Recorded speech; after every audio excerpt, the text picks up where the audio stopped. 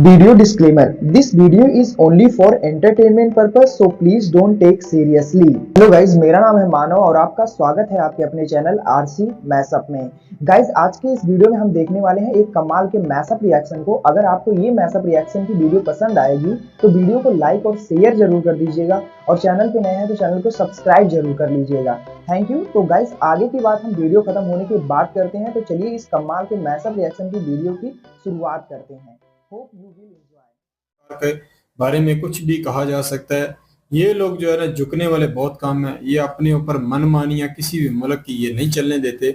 और यही है कि अभी इंडिया जितना व्यापार दूसरे मुल्कों के साथ कर रहा है, तो इंडिया को वैसे जो है ना फर्क नहीं पड़ता। अगर अमेरिका जो है ना उनके ऊपर टैरिफ लगाए तो इंडिया भी अगर उस टैरिफ का जवाब दे तो दे सकता है। इंडिया कहीं, क्योंकि मैं हिसाब लगा रहा हूँ कि इंडिया बहुत सारे मुल्कों के साथ ट्रेड कर रहा है, तो किसी एक मुल्क में इनका ट्रेड रुक भी जाए तो जो इंडिया की अपनी ये कह लो कि एक वेल पावर के ऊपर बात है कि वो अमेरिका के साथ अगर ट्रेड ना करना चाहे तो ये भी कर सकते हैं।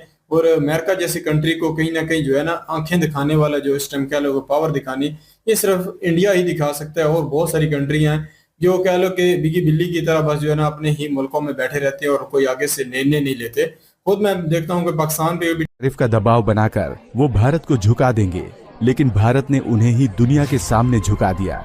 अब अमेरिका की हालत ये है कि उनके सुपरमार्केट्स में बासमती चावल की शेल्फ खाली पड़ी है।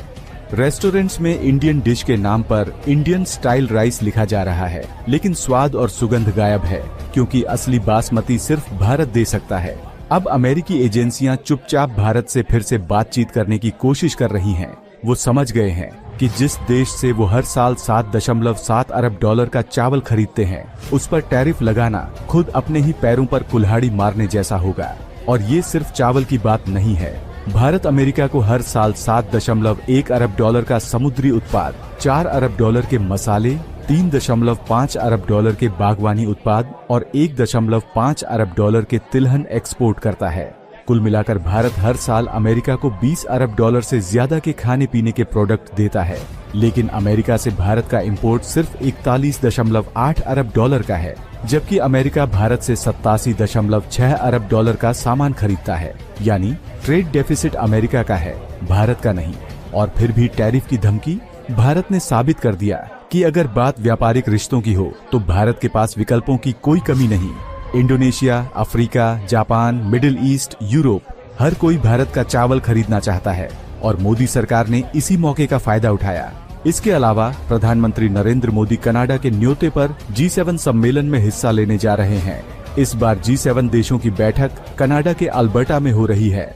भारत वैसे तो G7 ग्रुप का सदस्य नहीं है, लेकिन भारत के बढ़ते आर्थिक प्रभाव और रणनीतिक महत्व के कारण 2019 से ही भारत को विशेष अतिथि के रूप में G7 सम्मेलनों में आमंत्रित किया जा रहा है। लेकिन इस बार G7 बैठक के लिए कनाडा जा रहे पीएम मोदी बड़ा खेल करने वाले हैं। दरअसल कनाडा के खालिस्तानी तो पहले से ही पीएम मोदी की यात्रा को लेकर पगलाए घूम रहे हैं, मगर इस बार पीएम मोदी कनाडा पहुंचने से पहले अपने विमान के जरिए भी एक बड़ा रणनीतिक और कूटनीतिक दांव खेलने जा रहे हैं। मीडिया रिपोर्ट्स के मुताबिक कनाडा जाते वक्त पीएम मोदी का विमान तेल रिफ्यूलिंग के लिए एक छोटे से देश साइप्रस में रुकेगा। पीएम मोदी का विमान रिफ्यूलिंग के लिए कहीं और भी रुक सकता था, लेकिन इस बार बड़ी रणनीति के तहत साइप्रस को चुना गया है। पीएम मोदी का विमान जैसे ही साइप्रस उतरेगा तो तुर्की, पाकिस्तान और अजरान पागल हो जाएंगे। भारत का यह कदम खास तौर पर तुर्की को ध्यान में रखते हुए लिया जा रहा है। दरअसल साइप्रस उस तुर्की को बर्बाद करने के लिए बेहद जरूरी है जिस तुर्की ने पाकिस्तान को हथियार दिए हैं। अब पीएम मोदी साइप्रस को तुर्की के खिलाफ हथियार की तरह इस्तेमाल करेंगे। आपको जानकारी के लिए बता दें कि साइप्रस में मुख्य रूप से ग्रीस और तुर्की समुदाय के लोग रहते हैं। इन दोनों समुदायों के बीच काफी समय से नस्ली विवाद चल रहा है। यह विवाद 1974 में तब शुरू हुआ जब तुर्की ने साइप्रस के उत्तरी हिस्से पर हमला करके वहां अवैध कब्जा कर लिया, मगर अब भारत खुलकर साइप्रस के समर्थन में आ गया है। खुद पीएम मोदी बयान दे चुके हैं कि हम साइप्रस की स्वतंत्रता, संप्रभुता और क्षेत्रीय स्वायत्तता पर खास जोर देते हैं। इससे बड़ा झटका अब तुर्की के लिए नहीं हो सकता। तुर्की ने ऑपरेशन सिंदूर के दौरान पाकिस्तान को जमकर ड्रोन दिए। इन ड्रोन का इस्तेमाल करते हुए पाकिस्तान ने भारत पर हमला किया, लेकिन अब पीएम मोदी का विमान साइप्रस में उतरेगा और यहीं से तुर्की की बर्बादी का प्लान शुरू हो जाएगा। इसके अलावा पाकिस्तान के माथे पर ऑपरेशन सिंदूर ने जो जख्म दिए थे वो अभी सूखे भी नहीं थे कि भारत अब एक और ऐसा तांडव लेकर आ रहा है जो इस्लामाबाद से लेकर रावलपिंडी तक रातों की नींद उड़ाने वाला है। जिस आकाश तीर एयर डिफेंस सिस्टम ने पाकिस्तानी मंसूबों को धूल चटाई थी, अब उससे भी खतरनाक और तेज कवच भारतीय सेना के हाथ में आने वाला है, QRSAM। रिपोर्ट के अनुसार इसे वहां तैनात किया जाएगा जहां दुश्मन सबसे ज्यादा कांपता है, LOC और LAC पर। QRSAM कोई आम मिसाइल नहीं, ये है भारत का स्वदेशी डेथ स्क्वाड, DRDO की देन। पूरी तरह से इंडिजिनस टेक्नोलॉजी पर आधारित यह सिस्टम न सिर्फ टारगेट को खोजता है, ट्रैक करता है, बल्कि उसे ध्वस्त करने के लिए पलक झपकते ही फायर करता है। इसकी रेंज है 30 किलोमीटर, मतलब अगर दुश्मन ने 29वें किलोमीटर पर भी कुछ उड़ाया तो वह 28वें किलोमीटर पर ही खाक हो जाएगा। इसकी तैनाती आकाश तीर, MRSAM और रूस के S-400 जैसे खतरनाक सिस्टम्स के साथ होगी और इन सब का मिला जुला असर होगा, ऐसा कि भारत का आसमान बन जाएगा एक अभेद्य किला। कोई ड्रोन, कोई मिसाइल, कोई फाइटर जेट, कुछ भी इस किले के बारे में कुछ भी कहा जा सकता है।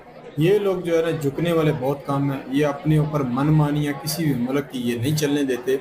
और यही है कि अभी इंडिया जितना व्यापार दूसरे मुल्कों के साथ कर रहा है, तो इंडिया को वैसे जो है ना फर्क नहीं पड़ता। अगर अमेरिका जो है ना उनके ऊपर टैरिफ लगाए तो इंडिया भी अगर उस टैरिफ का जवाब दे तो दे सकता है। इंडिया कहीं क्योंकि मैं हिसाब लगा रहा हूँ कि इंडिया बहुत सारे मुल्कों के साथ ट्रेड कर रहा है, तो किसी एक मुल्क में इनका ट्रेड रुक भी जाए तो जो इंडिया की अपनी ये कह लो कि एक वेल पावर के ऊपर बात है कि वो अमेरिका के साथ अगर ट्रेड ना करना चाहे तो ये भी कर सकते हैं। और अमेरिका जैसी कंट्री को कहीं ना कहीं जो है ना आंखें दिखाने वाला जो इस टाइम कह लो वो पावर दिखानी, ये सिर्फ इंडिया ही दिखा सकता है। और बहुत सारी कंट्री हैं जो कह लो कि बिगी बिल्ली की तरह बस जो है ना अपने ही मुल्कों में बैठे रहते हैं और कोई आगे से निर्णय नहीं लेते। खुद मैं देखता हूँ कि पाकिस्तान पे भी टैरिफ लगा, पाकिस्तान ने भी आगे से कोई टैरिफ का जवाब ही नहीं दिया और मुज़ाकरात के लिए बातें करते रहे हैं। तो इसके ऊपर देखा जाए तो इंडिया का जो निर्णय है इस वीडियो के माध्यम से हम कह रहे हैं कि वो बहुत बड़ा है।